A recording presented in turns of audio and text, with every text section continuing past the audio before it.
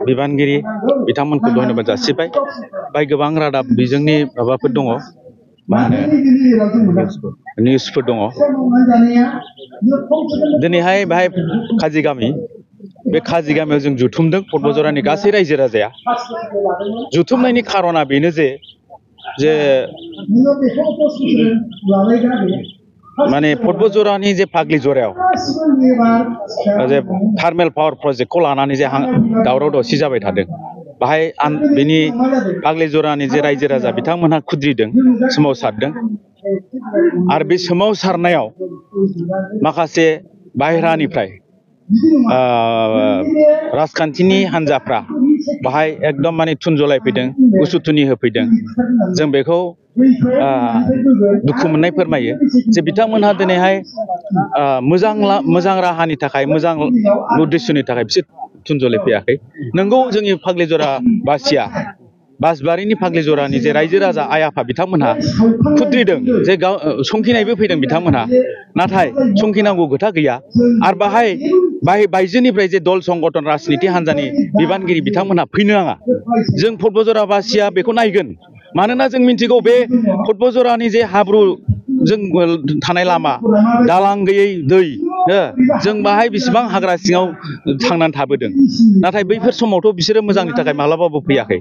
नाथाय दिनैहाय मोनसे मोजां मोनसे थार्मेल पावार प्रोजेक्ट जानो फैगासिनो दङ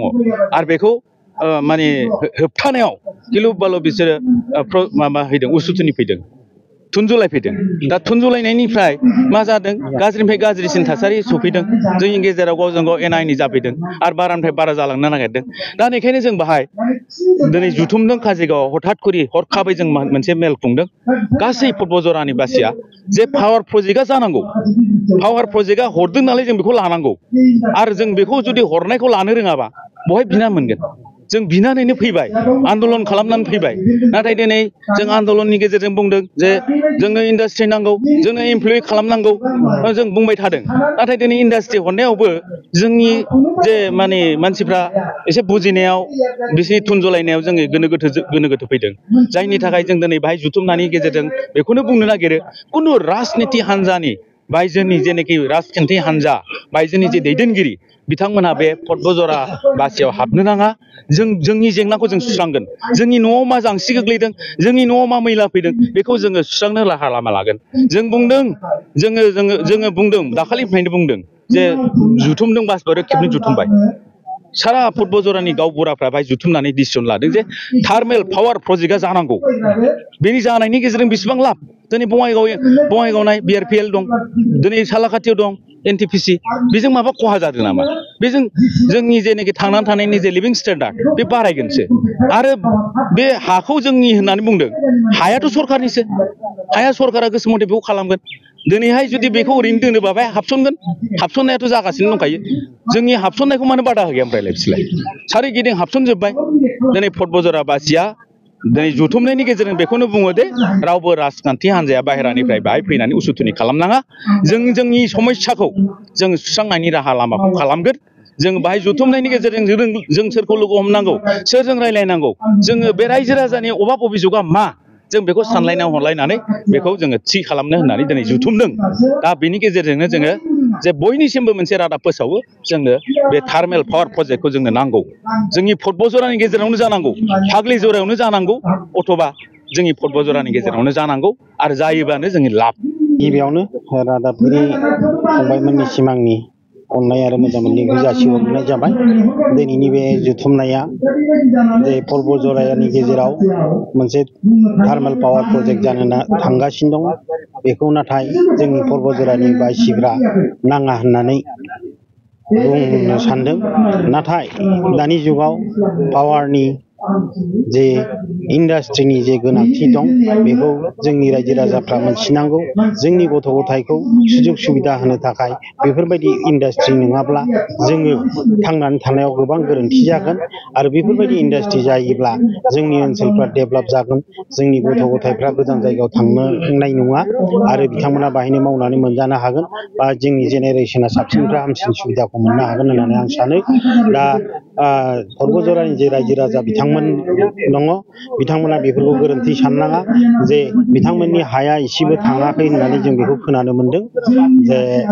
जिखिनि फरेस्ट ओनसोल दङ बेजोंनो पावार प्रजेक्टखौ गायसननाय जागोन होननानै जों मिथिनो मोनदों दा बिथांमोना जुदि गावसिनि हाया गोग्लैयाबा बिथांमोना जाहाथे गुबुन जायगानि बा राजनितिकनि दोहौआव गोग्लैनानै बिथांमोनजों लोगो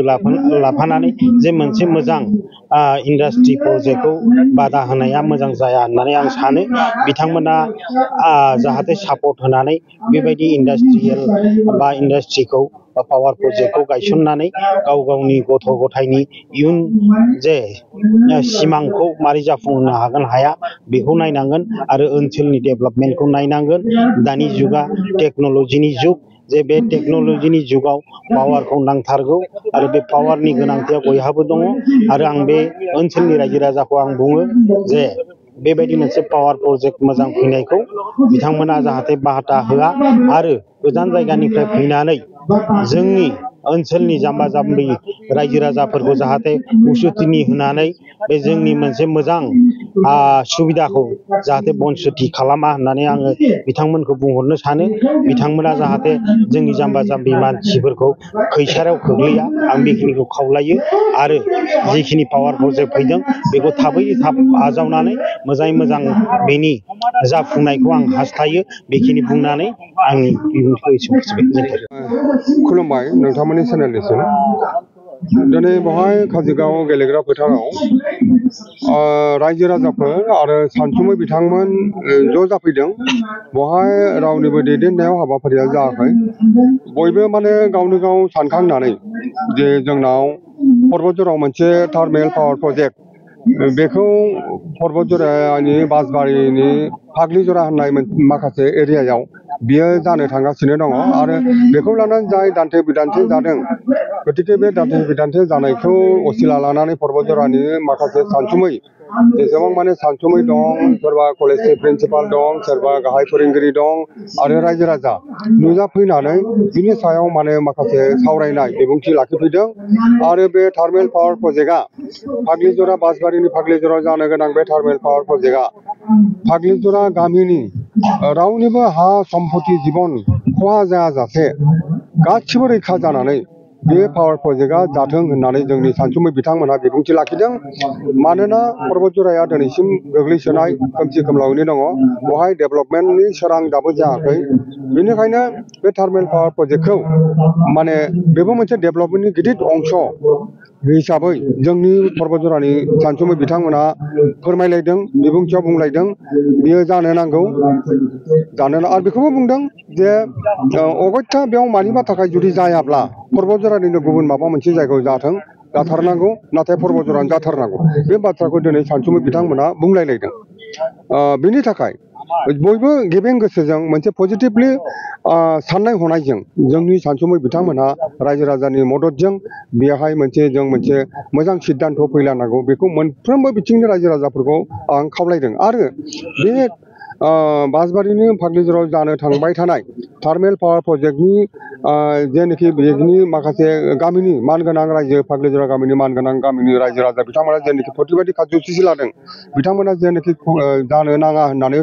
माबा लादों प्रतिबादि कार्यसुचि लाबाय थादों बिथांमोना हा हु सय सम्पति थांजानो गिनायनि मोनसे आशंका जादों बेखौ जों सनमान खालामो नाथाय बाहेरानिफ्राय फैयै बिथांमोननि आन्दलनाव जेनाखि अर सुफैनाय जेनाखि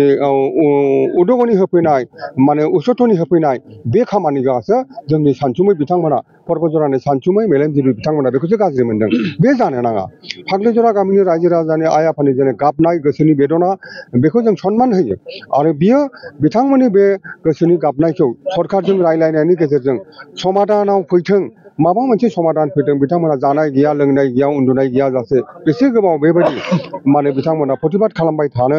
बेखौ साननानै मैया मोनब्रै जोंनि माहारियारि आफादा ट्राइबेल संघ साहित्य सभा बर' समाज हारिमु आफादा बिथांमोनजों नुजाथिनानै रायलायनो होननानै बिथां मैया थांनाय जादोंमोन नाथाय बे माहारियारि आफादनि जेनाखि मोजां साननाय बेखौ सोङा हसियानो बेयाव माने जानो नाङै जाथाय जादों बे दुखुनांथाव जादों आरो बेखौ जों बयबो निन्दा खालामदों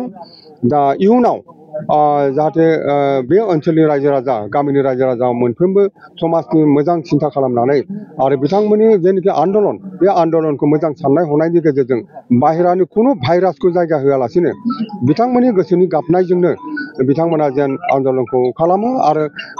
सरकारजों बुजाफरा जानानै जानांगौबा जानांगौ जानाङाबा जानाङा जाहाथे मोजां सिद्धान्तआव फैयो जों बेखौ खावलायो आरो रायजो राजाफ्रा दिनै बे बाथ्राखौ बिबुंथियाव बुंलायलायदों गोजोन्थों बे टार्मिनेल पावार प्रजेक्ट बे बिटिसिएल बे इन्डास्ट्रिखौ नोंथांमोना बे बजरायावनो जाजानो लुबैथारो बेखौ माने दिनै सानसुमै बिथांमोना बुंलायलायदों पर्बजरावनो जाथारनांगौ बेवहाय माने पर्बजराखौ नागारनानै गुबुङाव जानायखौ पर्बजरानि सानसुमै मेलेमजिबि रायजो राजाफ्रा दिनै रावबो लुबैयाखै पर्बजरावनो जाथारनांगौ बे बाथ्राखौ रोखा रोखा बिबुंथियाव बुंनाय जादों